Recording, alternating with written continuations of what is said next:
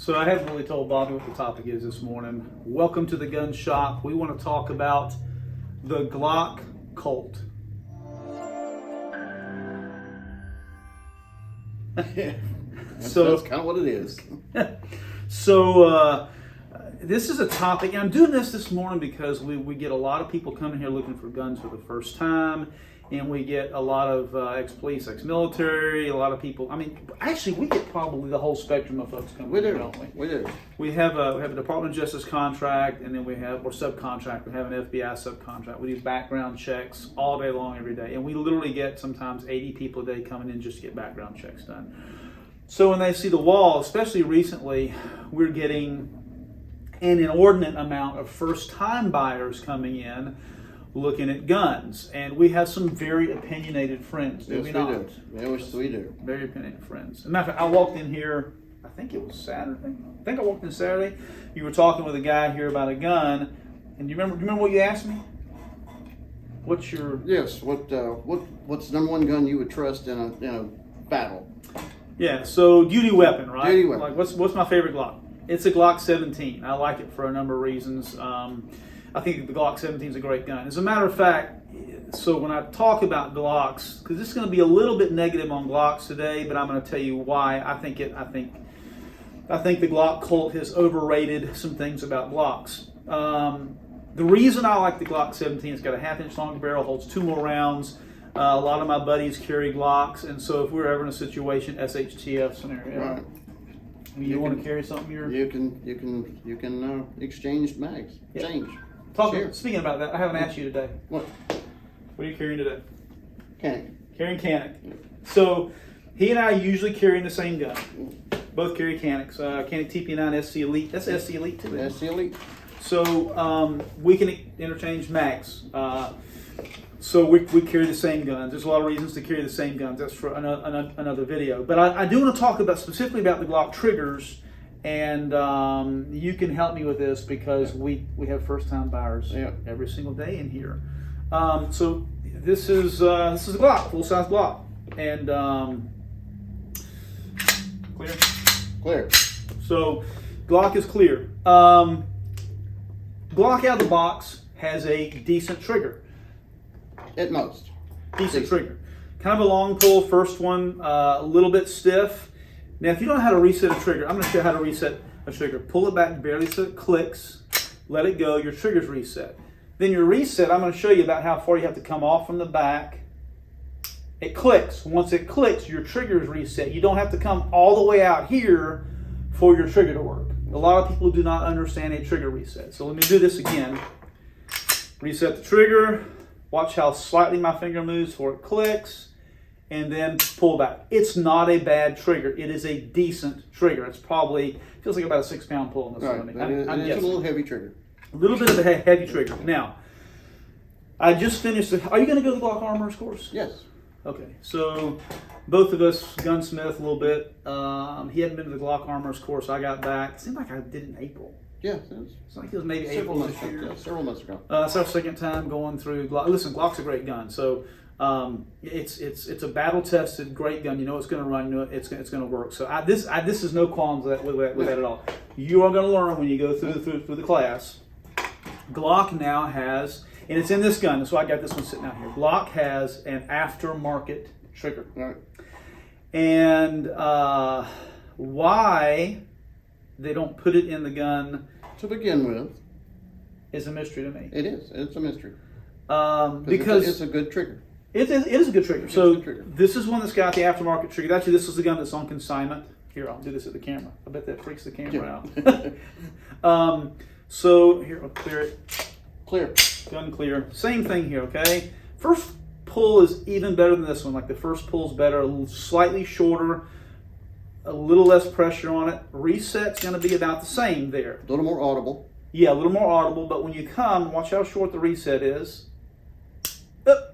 Popped out. You want a little pressure on your finger, and then I've got probably, I've got probably a pound less pull than I have on this one. Yeah.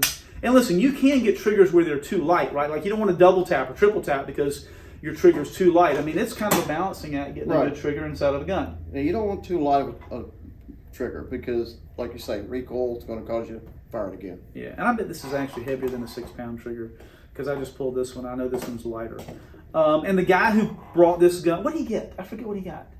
He's a 2-gunner. You know what I'm talking about? Yes, M18, SIG M18. See, oh, did he? Yeah. Did we get that for him? Didn't we? Yeah.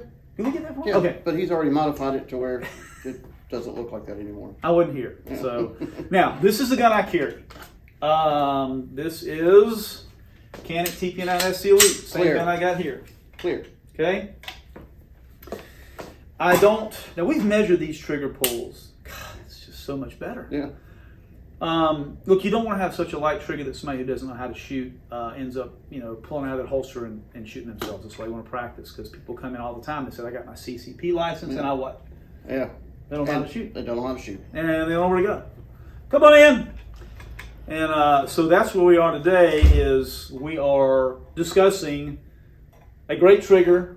You don't have to modify it from this to this to have a better trigger in there, right? I mean, what's actually a much better trigger? A much better trigger. So I forgot the cost of the upgrade. Bob, you're running the shop more than I am now. Just the Ghost was about $80. Then if you want to jump into a full trigger, then you're looking at anywhere from $120 to $200. Now Glock has their own, so they have their own. They have their own. And I which think was that $116. Yeah, about $120, right? Yeah. So now, this is a $580 gun, brand new Glock 17, $580 gun.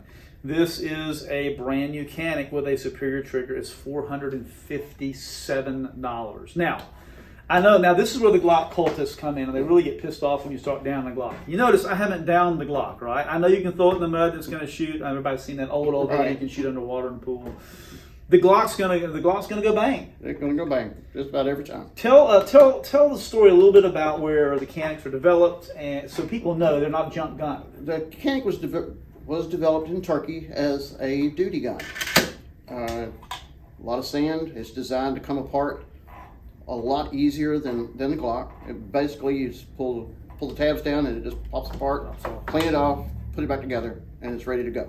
Now, I've never had a misfire with a Canik. I've never had a misfire.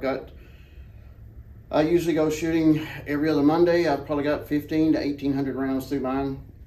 It still looks like that, and yeah. I've never had any kind of a misfire. Now, I have never had a misfire either. I don't shoot steel ammo. I don't shoot. No, I use good ammo. I use good ammo. I have had some misfires with Glocks, but I think it was shooting one hand to being a little bit limp-wristed. So there were some reasons why I had a misfire. However, you put these two guns side by side, there's a $100 difference. $100 difference. If you want to get that good of a trigger in this Glock, because actually, I was getting ready to end this, but how many Glock fanatics are our friends? Half. Half of our friends are Glock. And look, I have a Glock. I have several Glock 17s. It's a duty weapon. And we get bugged all the time about it. It's kind of fun banter, right? I mean, it goes back and forth. But the truth of the matter is, every single one of them have spent a lot of money after the fact putting stuff on their Glock. Yeah. Now, Glock will come out and tell you it's great out of the box. You don't need to modify it. Well, not everybody, but Glock will tell you this. Not all the Glock cult. But it is a good good out of the box gun. It shoots well. Shoots well. It's going to go bang every time. But you, in order to have this kind of trigger and a match grade barrel and all this kind of stuff, you're going to have to do some upgrades to a Glock. So just know that ahead of time. You're going to get a gun that's a good gun, but if you're going to want it to be an excellent gun, you're going to need to spend a little money on it. I think I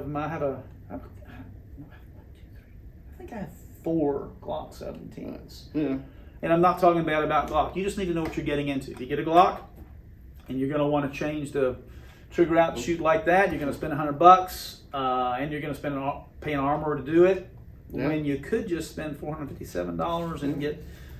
I like Caniks, man. I can't say enough about them.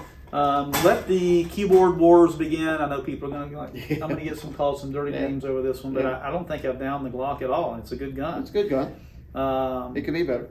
And they've admitted. I went through the class and they said it. They said, "Hey, we now have an aftermarket trigger." And the guy teaching the class was pretty cool. He was like, I don't know why we don't do this out of the box. I know why, because we want to make $100 on a trigger, whatever their profit margin is on that trigger. And that's okay. It's different marketing, different strategy. It's got a much better, Glock's got a much better name than Canik, but I'm telling you, they're up and coming, man. We sell a lot of Caniks. Sell a lot of guns. They are really good guns. Do us a favor, like and subscribe. We appreciate that. We need it. We're actually here doing this because we get questions about stuff, and we're here for you.